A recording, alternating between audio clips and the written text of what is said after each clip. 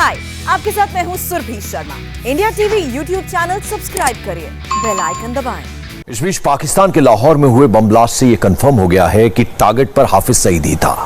पाकिस्तान में social media पर यह बात वायरल हो रही है कि मौत हाफिज को छूकर निकल गई। पुलिस की बैरिकेडिंग से विस्फोट से भरी कार हाफिज के घर तक पहुंच नहीं पाई, लेकिन इस ब्लास्ट से यह साफ हो गया कि हाफिज सईद इस वक्त जेल में नहीं बल्कि अपने घर में आराम की जिंदगी जी रहा है। आज के दिन हाफिज सईद साहब की पेशी थी, क्योंकि उनके मैंने आपको बताया कि मुकदमात अदालत में है और वो अदालतों के अंदर अपने मुकदमात को फेस कर रहे हैं। हाफिज सईद की वो रिहाइशगाह तो थी। यह भी हमें पता है कि हाफिज सईद जो हैं उनको उनकी तबीयत की खराबी की वजह से और सिक्योरिटी थ्रेट की वजह से जेल से उनके घर मूव कर दिया गया था। इसमें अब कोई शक नहीं है कि टारगेट पर तो हाफिज सईद ही था। लाहौर में हाफिज सईद के घर के बाहर हुए बम ब्लास्ट के बाद पाकिस्तान में खबरें वायरल हो रही हैं कि मौत हाफिज सईद को छूकर निकल गई।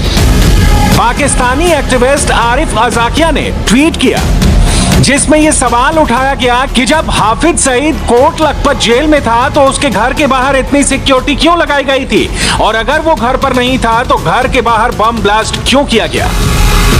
इसके बाद ट्विटर पर वो वायरल होना शुरू हो गई, जिसमें ब्लास्ट में घायल हुए हाफिज सईद के बॉडीगार्ड से मिलने हाफिज सईद का बेटा हाफिज तलहा सईद अस्पताल पहुंचा। इस तस्वीर में हाफिज तलहा घायल बॉडीगार्ड से हाथ मिला रहा है।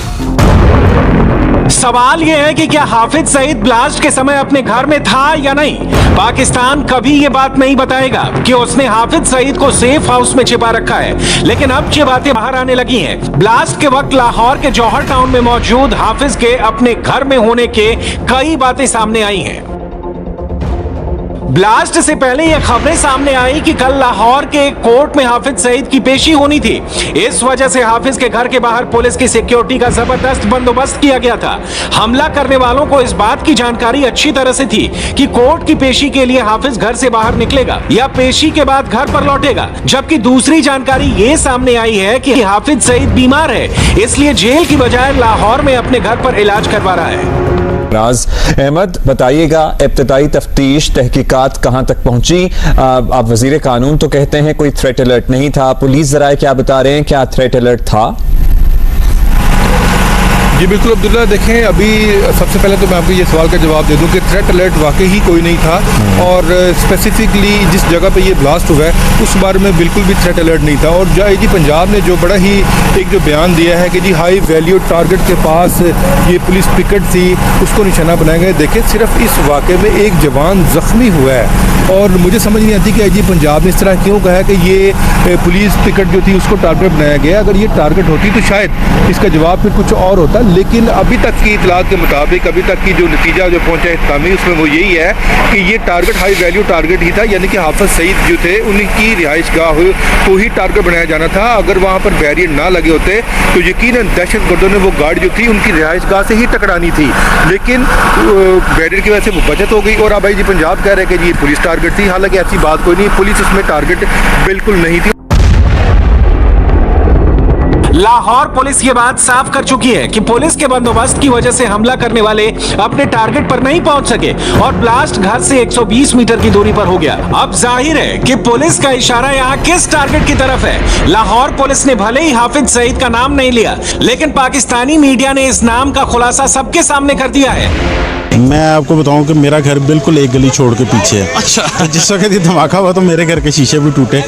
तो मैं फौरी तौर पे जब पहुंचा तो वहाँ पे पहले एक गड़ा पड़ा हुआ था, 10 से 15 फुट चौड़ा था वहाँ पे, और उसमें आग लगी हुई थी, जिससे लग रहा था कि यहाँ पे धमाका हुआ है। पास ही एक गाड़ी का इंजन पड़ा हुआ था, और जो CCTV फुटेज अभी हमें बताया गया वहाँ पे लोगों ने देखी है, क्योंकि यहाँ पे एक अहम शख्सियत को नज़रबंद किया गया है, इसलिए इस इलाके को कॉर्डन किया गया था। तो यहाँ पे कैमरे वगैरह लगे हुए थे, तो वहाँ से ये पता चला कि एक ब्लैक कलर की गाड़ी थी, वो आई है, पहले उस आगे गई है, पीछे गई है, उसको शायद अपने टारगेट का आइडिया नहीं था, तो वो प्लाट में गाड़ी छोड़ के जैसे ही गया तो ठीक 5 मिनट बाद ये धमाका हुआ है। अच्छा। जिसमें तकरीबन 100 फुट के करीब जो उस गाड़ी के पार्ट्स गिरे हैं। 100 फुट के करीब। और इसमें अभी तक जो इब्तिदाई रिपोर्ट है बम डिस्पोजल स्क्वाड की, 15 से 20 किलो धमाका खेज मवाद इस्तेमाल किया गया है। गैर मुल्की साख्ता था, जो इससे पहले भी यहाँ पे धमाकों गैर में मुल्की साख्ता था, ये देसी साख्ता नहीं देसी साख्ता नहीं था, जो कि पहले भी धमाकों में इस्तेमाल हो चुका है। उसके अलावा तकरीबन करीब के जितने भी घर थे सारों के शीशे वगैरह टूट गए थे। या अभी आईजी पंजाब ने भी आके जो बात की, ये स्पेसिफिक टारगेट था, स्पेसिफिक, क्योंकि ये सॉफ्ट टारगेट नहीं था। सॉफ्ट टारगेट आईजी पंजाब ने ये कहा कि पुलिस को टारगेट किया गया था, लेकिन ये पुलिस टारगेट नहीं थी, पुलिस सॉफ्ट टारगेट था, उसको कहीं पर भी निशाना बनाया जा कहीं सकता। भी निशाना बनाया, ये एक स्पेशल टारगेट था। हाफिज सईद के लाहौर स्थित घर के बाहर हुए जोरदार विस्फोट की परतें जांच के बाद अब खुलने लगी हैं।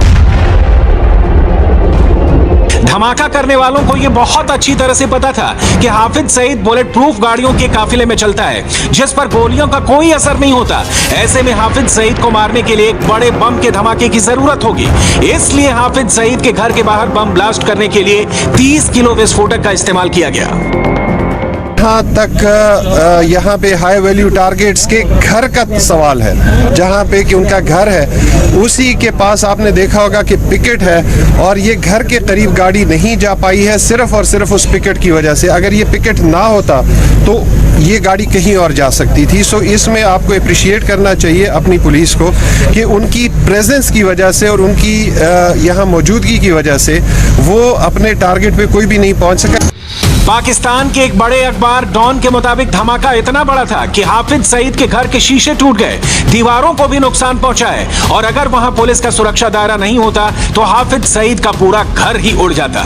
लेकिन सवाल यह है कि वो कौन है जो हाफिज सईद को मारना चाहता है, क्योंकि इमरान सरकार, पुलिस और पूरी की पूरी पाकिस्तानी आर्मी हाफिज सईद को प्रोटेक्शन दे रही है। भले ही पाकिस्तान पूरी दुनिया के सामने हाफिज को जेल में सजा काटने का दिखावा करता है, लेकिन उसकी सच्चाई अमेरिका को अच्छी तरह से मालूम है।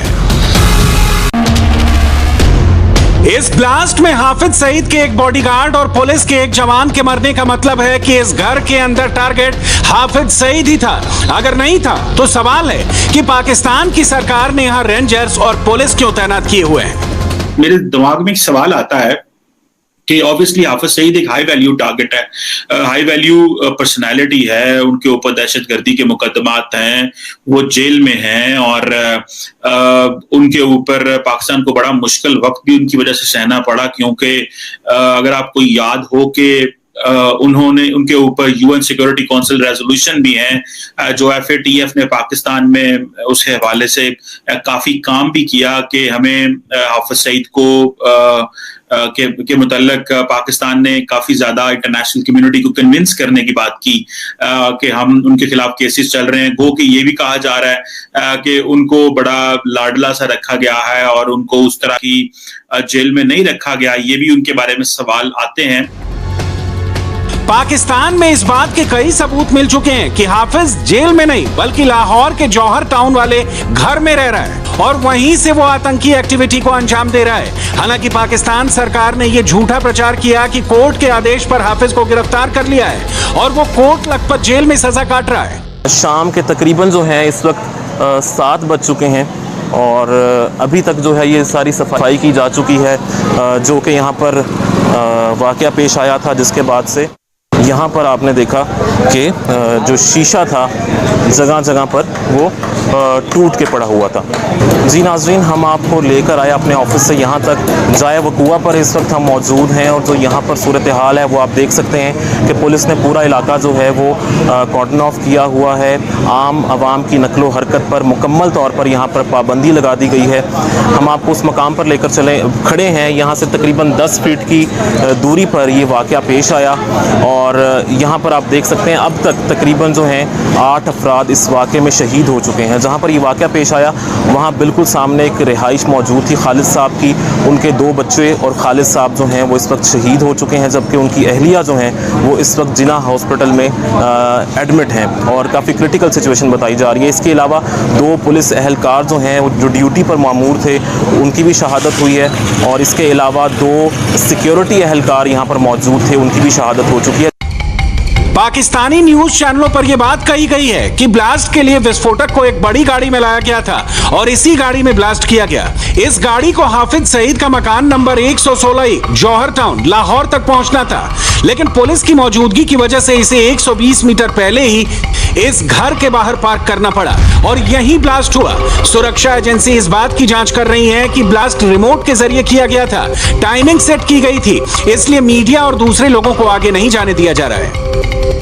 क्या यह धमाका इंटरनेशनल साजिश है या पाकिस्तान में किसी ने हाफिज सईद को खत्म करने का प्लान बनाया है या इस ब्लास्ट के पीछे पाकिस्तान की एजेंसियां ही हैं? इसमें अफगानिस्तान की तहरीके तालिबान की थ्योरी भी सामने आई है, जो अफगानिस्तान में स्वात घाटी में एक्टिव हो रही है और हाफिज सईद के बढ़ते दखल से नाराज चल रही है, क्योंकि हाफिज सईद का संगठन लश्कर तैयबा इस समय पाकिस्तान अफगानिस्तान बॉर्डर पर एक्टिव हो रहा है।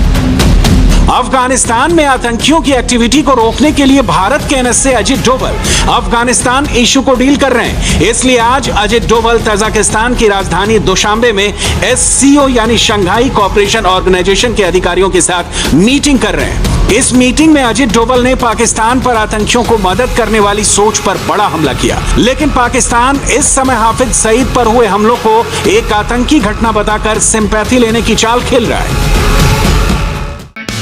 हाय, आई एम सुरभि शर्मा। खबरों से अपडेट रहने के लिए India TV YouTube channel subscribe करिए, साथ में बेल आइकन जरूर दबाएं।